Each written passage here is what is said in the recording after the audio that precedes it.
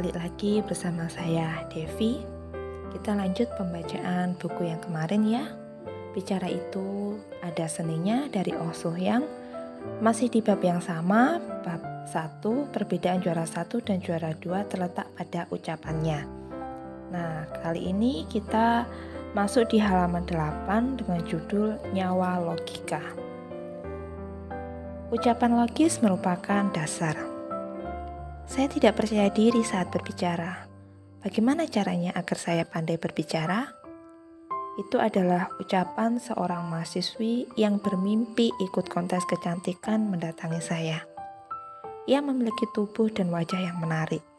Terlebih, tidak tampak ada masalah berarti pada cara bicaranya. Suaranya halus dan stabil. Masalahnya terletak pada alur bicaranya yang berantakan. Sepertinya ia tidak terbiasa berpikir secara logis, sehingga ucapannya terdengar tidak berkesinambungan. Hal seperti ini akan memberi nilai yang buruk dalam kontes kecantikan. Para juri mempelajari dan menilai kontestan dari cara bicaranya. Ucapan logis dan cerdas akan mendapat nilai yang tinggi. Ucapan mencerminkan keadaan seseorang apa adanya. Kita dapat langsung mengetahui apakah seseorang itu logis atau tidak hanya dengan berbincang sebentar dengannya. Oleh karena itu, berbicara yang menunjukkan pola pikir logis harus dilatih. Mari kita lihat sebuah paragraf dari buku Logical Thinking Now, How dari HR Institute. Orang yang logis dalam hal apapun akan selalu logis. Kita tidak akan menemukan ketidaklogisan dalam pemikirannya ataupun kalimat dan ucapannya dalam mengungkapkan pemikirannya. Sebaliknya, kita tidak akan dapat menemukan bagian yang logis dari orang yang tidak logis dalam hal apapun. Berbicara soal ucapan logis, kita tidak bisa melupakan jurnalis Son Suk Hee melalui program 100 Minutes Discussion dan Sok Soo Hee Spotlight, kita bisa melihat kemampuan berbicaranya yang logis dan spontan. Ucapannya yang tajam juga tampak dalam wawancara via telepon dengan aktris Brigitte Bardot mengenai daging anjing. Berikut contohnya. Wawancara yang ke-1. Meskipun orang India tidak makan sapi, tapi mereka tidak melarang negara lain untuk makan sapi. Bukankah Anda akan mengakui adanya perbedaan budaya seperti ini? Wawancara yang kedua, menurut Anda berapa banyak orang Korea yang makan daging anjing? Dalam kalimat pertama atau wawancara yang pertama ke-1 tadi, kita mendengar soal budaya India yang sudah terkenal. Alasan ini menjadi dasar yang kuat untuk membujuk seseorang mengakui perbedaan budaya. Seperti inilah Son Suk Hee mampu memaparkan alasannya di balik pendapatannya. Kemudian dalam kalimat selanjutnya atau kalimat yang nomor 2, wawancara yang nomor 2 ya, ia meminta fakta yang mendukung bahwa seluruh orang Korea itu kejam. Ia menekankan untuk tidak melebih-lebihkan tentang sebagian orang Korea yang makan daging anjing. Ketika ia menjawab dengan sistematis, logis, dan tenang seperti ini, Brigitte Bardot lah yang kesal dan menutup telepon secara sepihak. Dari sini, kita bisa melihat bagaimana kemampuan berbicara logis yang hebat dari Son Suk Hee. Melatih logika berbicara. Pada zaman persaingan seperti ini, berbicara logis bisa menjadi keunggulan tersendiri. Akan tetapi hal itu tidak akan terbentuk dalam waktu satu malam. Perlu latihan rutin dan membiasakan diri untuk memperhatikan ucapan diri sendiri. Ada 5 hal untuk berbicara logis. Dengan melakukan 5 hal berikut, Anda dapat merasakan bahwa ucapan Anda dipenuhi oleh logika yang kokoh. Hal yang nomor 1, berikan alasan yang tepat untuk argumen Anda. Kita selalu diajarkan untuk mengutarakan alasan di balik pendapat kita saat menulis esai. Begitu pula dengan ucapan. Dalam percakapan sehari-hari, kita mungkin sering melupakannya. Hal ini karena kita tidak terbiasa menerapkan pola pikir logis dalam kegiatan sehari-hari.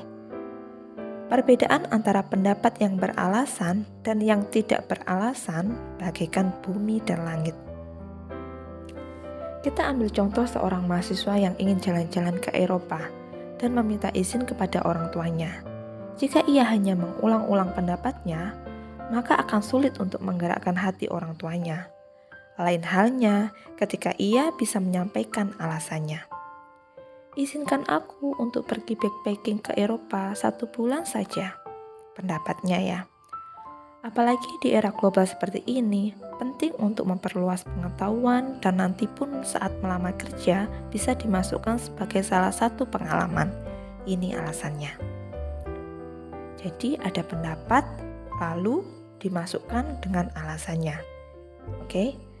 Jika sudah begini, orang tua mana yang akan melarang anak-anaknya jalan ke Eropa? Terutama di dunia kerja, karyawan yang mampu menyampaikan alasannya dengan baik pasti akan disukai oleh atasan.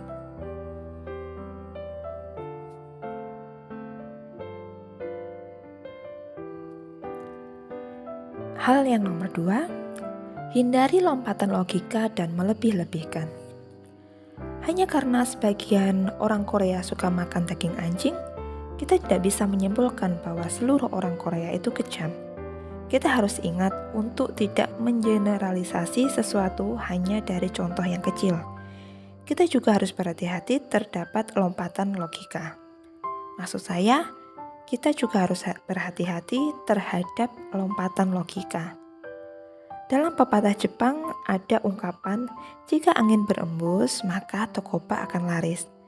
Saat angin berembus banyak debu berterbangan sehingga orang-orang akan pergi ke pemandian umum. Tetapi karena kolam di pemandian umum sedikit, maka pesanan atas bak mandi akan menjadi banyak.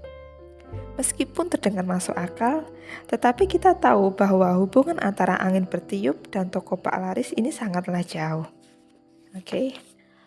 Oke, masuk ke hal yang nomor 3.